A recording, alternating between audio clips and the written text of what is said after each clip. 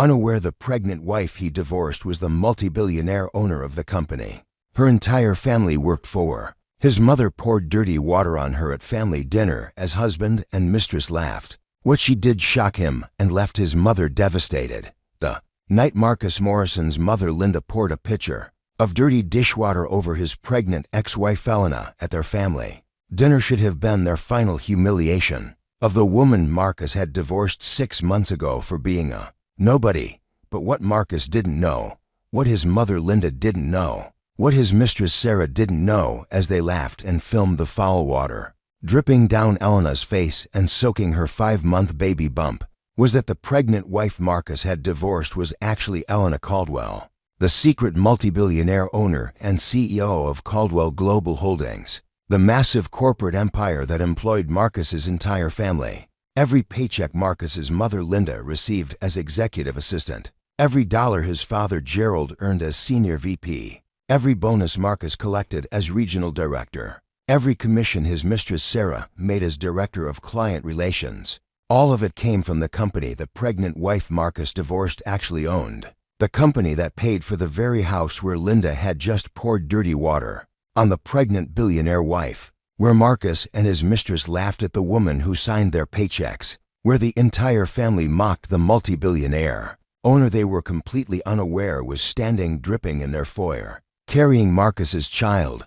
But Elena didn't scream or cry as the dirty water and potato peels slid down her simple dress onto the Italian marble floor of her own company's house. She just placed one hand protectively over the baby bump Linda had called a burden, pulled out her phone with the other, and made a single quiet call that would devastate Marcus's mother, shock Marcus to his core, and destroy everything his entire family had built on the fortune of the pregnant wife he'd divorced without ever knowing who she really was. What was Elena about to do to the mother who just poured dirty water on a pregnant billionaire? How would Marcus react when he discovered the pregnant wife he divorced owned the company his entire family worked for? Why was his cousin Rebecca suddenly screaming, "No, Elena, please don't, not them too," as if she'd witnessed this exact devastation before? And what did the mistress Sarah not know about the jewelry she was wearing and the pregnant wife she'd just laughed at while Marcus's mother poured that dirty water?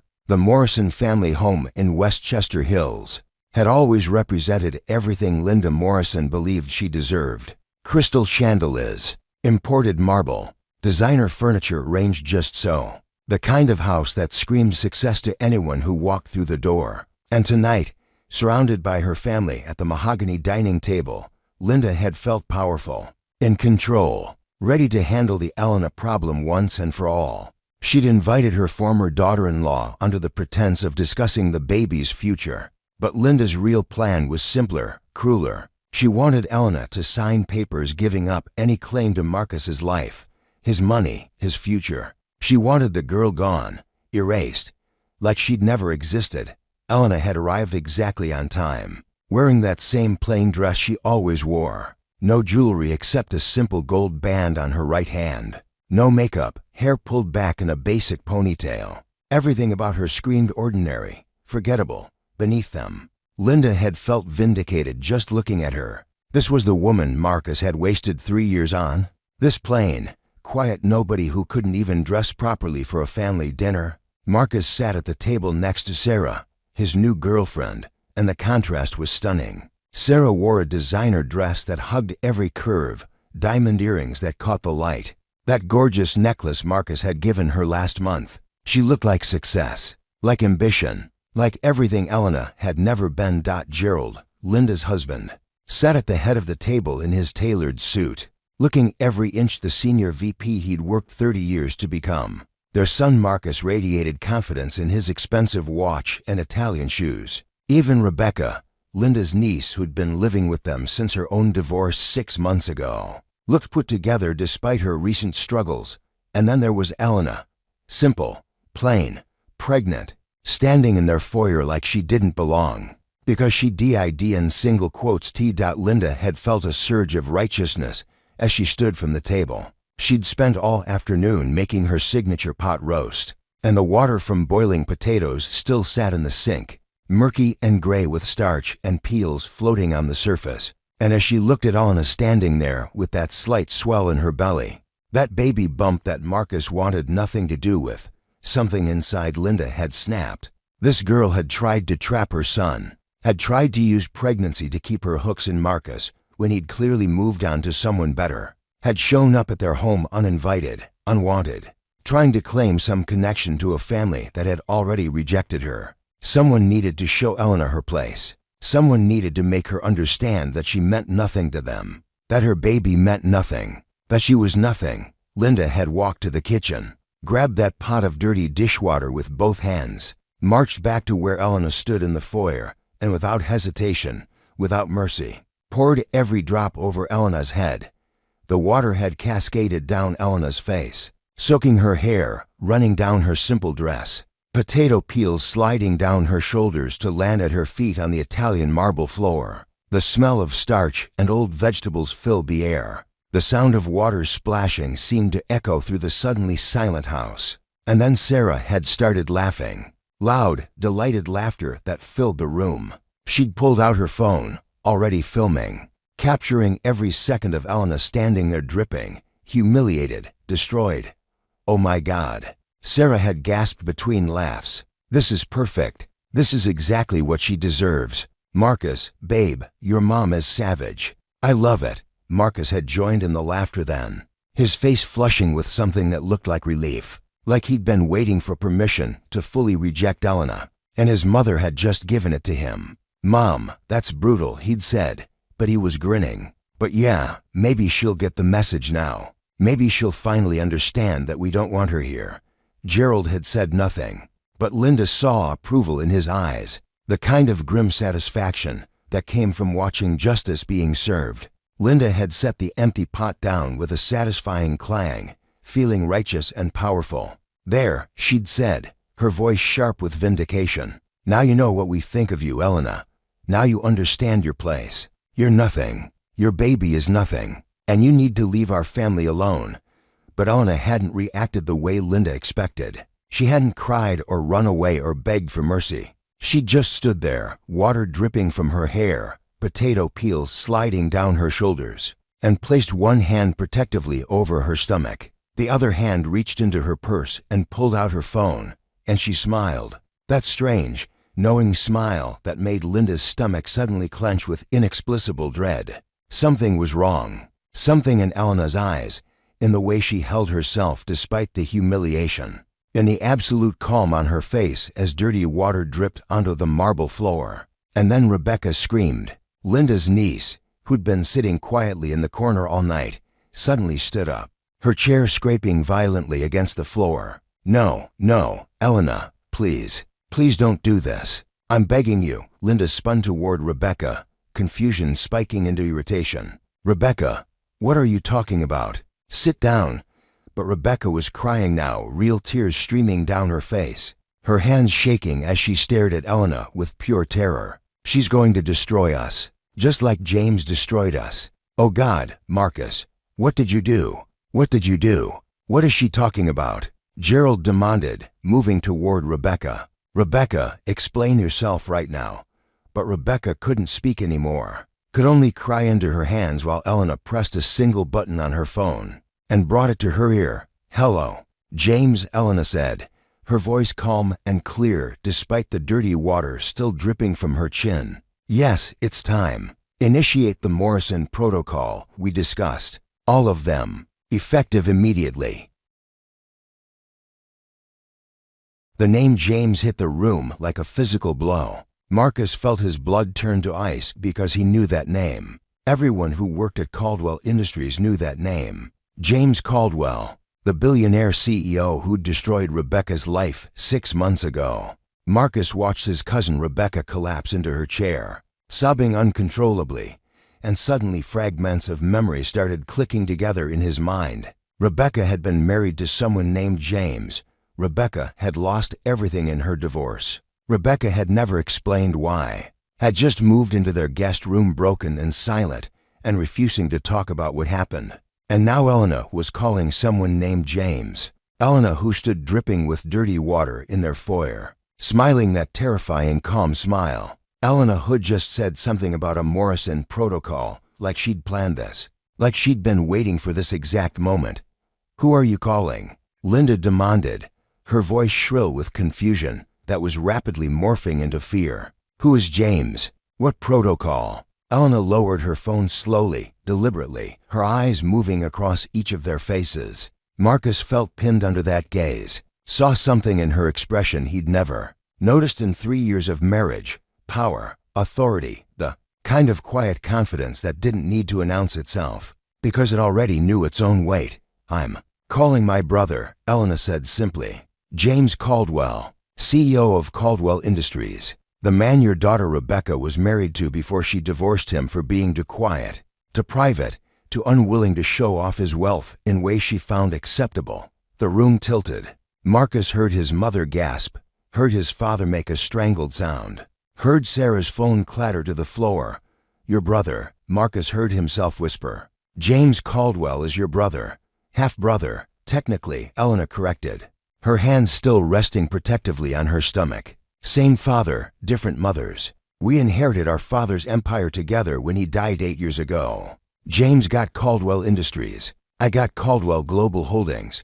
The words didn't make sense, couldn't make sense. Caldwell Global Holdings was where they all worked, where his father was senior VP, where his mother worked as executive assistant, where Marcus himself held his director position, where Sarah worked in client relations. Caldwell Global Holdings, the massive corporation that employed hundreds of people and generated billions in revenue annually. The company run by the mysterious E. Caldwell, who never made public appearances, who worked remotely, who was famously private about their identity. P. Caldwell, E for Elena.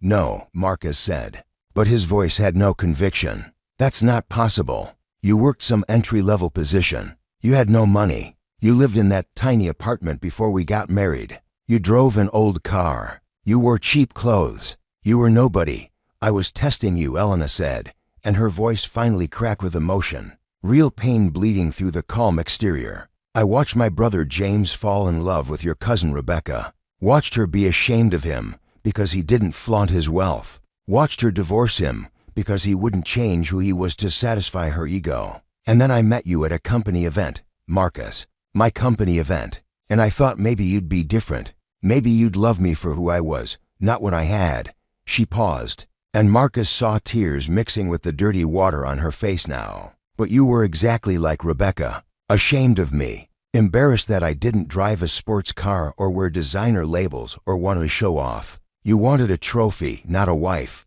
You wanted someone like Sarah, who measures worth in jewelry and Instagram posts and how expensive the restaurant is." Sarah made a choking sound, her hand flying to the diamond necklace at her throat. "That necklace you're wearing." "Sarah," Elena continued, her gaze shifting to Marcus's mistress. "Marcus gave it to you, didn't he? Told you he bought it specially for you?" Sarah nodded mutely, her face draining of color.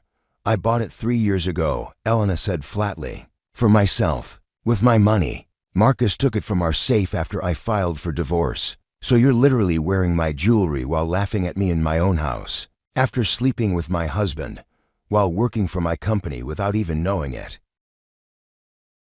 The front door opened without anyone knocking, and James Caldwell walked into the Morrison home like he owned it, tall, composed, wearing jeans and a simple jacket, but carrying himself with the kind of quiet authority that made everyone in the room instinctively step back. He moved straight to Elena's side, his eyes taking in the dirty water still dripping from her hair, the potato peels on her shoulders, the protective hand she had on her pregnant belly. "Little sister," James said softly, and his voice carried more menace in those 2 words than any shouting could have achieved. "Are you all right?" "No," Elena answered honestly, her voice breaking, "but I will be." James put his arm around her shoulders, then turned to face the Morrison family with eyes that had gone absolutely cold. 6 months ago, Rebecca taught me something valuable. She taught me that some people will never value character over appearance, that some families raise their children to be cruel to anyone they perceive as beneath them. And tonight, you've taught my sister the exact same lesson."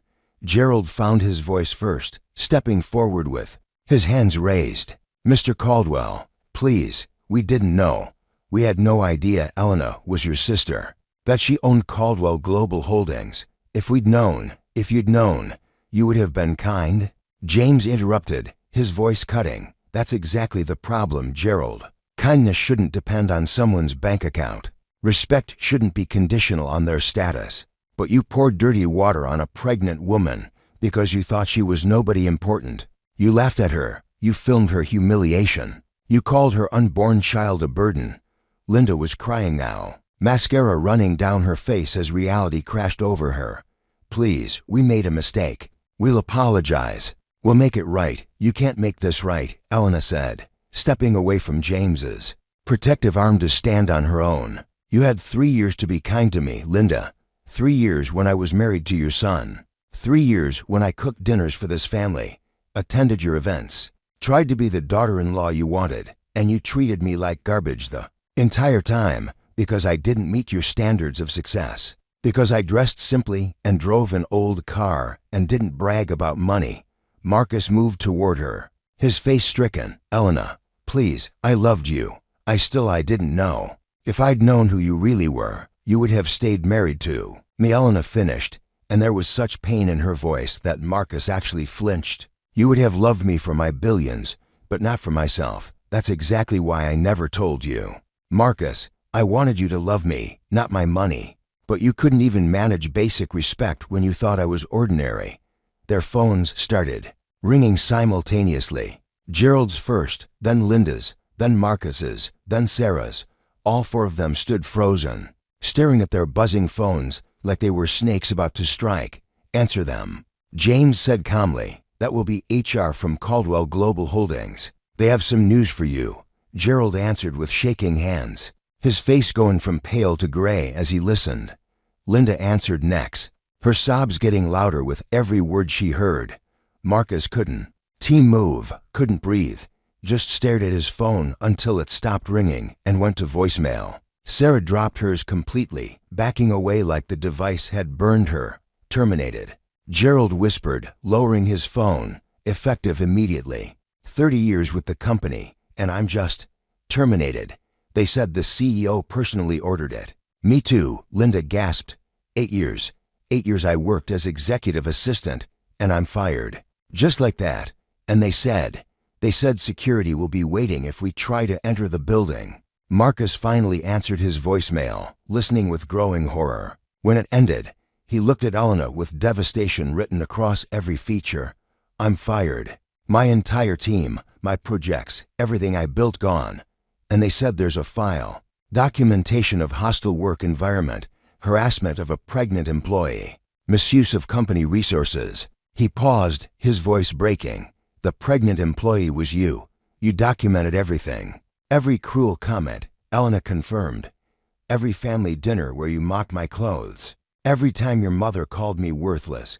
Every occasion your father suggested I wasn't good enough for this family. I documented all of it because I kept hoping you'd change, kept hoping you'd see me. But you never did." Sarah's phone rang again, and she answered it with trembling hands. Whatever she heard made her legs give out, sinking to the floor as she stared at Elena in absolute horror. "I'm fired too, and they're suing me for the jewelry. They said it's stolen property. They said Marcus gave me items that belonged to his ex-wife, and that's theft." She looked at Marcus with pure hatred now. "You idiot. You told me she was nobody. You destroyed my career for nobody. This house," James said conversationally, as if discussing the weather, "is company property, part of Gerald's compensation package. Since Gerald no longer works for Caldwell Global Holdings, you have 24 hours to vacate. There's a clause about termination for cause resulting in immediate forfeiture of housing benefits." Linda let out a wail of despair. "We have nowhere to go. This is our home, our life. Everything we've built was built on my sister's money," James said flatly. "Every brick of this house, every piece of furniture, every luxury you've enjoyed for the past 8 years since she took over the company. And you repaid her by pouring dirty water on her while she was pregnant with your grandchild." Elena placed both hands on her stomach now, tears streaming freely down her face mixing with the dirty water still in her hair. "I'm keeping my daughter, Marcus, and you're going to have no part in her life, no custody. No visitation, no relationship. I have documentation of abandonment, of you publicly mocking me while pregnant, of your mother creating a hostile environment. My lawyers assure me that terminating your parental rights will be straightforward. You can't, Marcus choked out. She's my daughter. I have rights. You gave up your rights when you chose cruelty over kindness, Elena said. When you divorced me while I was pregnant. When you brought your mistress to family dinners and laughed while your mother humiliated me. You made your choice, Marcus, and now I'm making mine. My daughter will never know the kind of people who judge worth by bank accounts and show cruelty to anyone they think is beneath them. Rebecca finally spoke from her corner, her voice broken and hoarse. I tried to warn you. I tried to tell you not to do this, but you wouldn't listen. Just like I didn't listen when people told me to value James, and now you've lost everything. Just like I did. Elena looked at Rebecca with something like sympathy. I'm sorry you learned this lesson too. I'm sorry my brother had to teach your family what happens when you mistake kindness for weakness. James guided Elena toward the door, supporting her as she walked through the puddle of dirty water on the marble floor of her own company's house. At the threshold, Elena turned back one last time. I would have given you everything, she said to Marcus, her voice thick with tears and loss. I would have made you the happiest man alive, but you were ashamed of me from the start. You never wanted me. You wanted what you thought I should be, and that was never going to be enough. The door closed behind them, leaving the Morrison family standing in the ruins of everything they'd built on the fortune of the pregnant wife Marcus had divorced. Linda sank to the floor in her designer dress, surrounded by the crystal and marble and imported furniture. That would all be gone in 24 hours.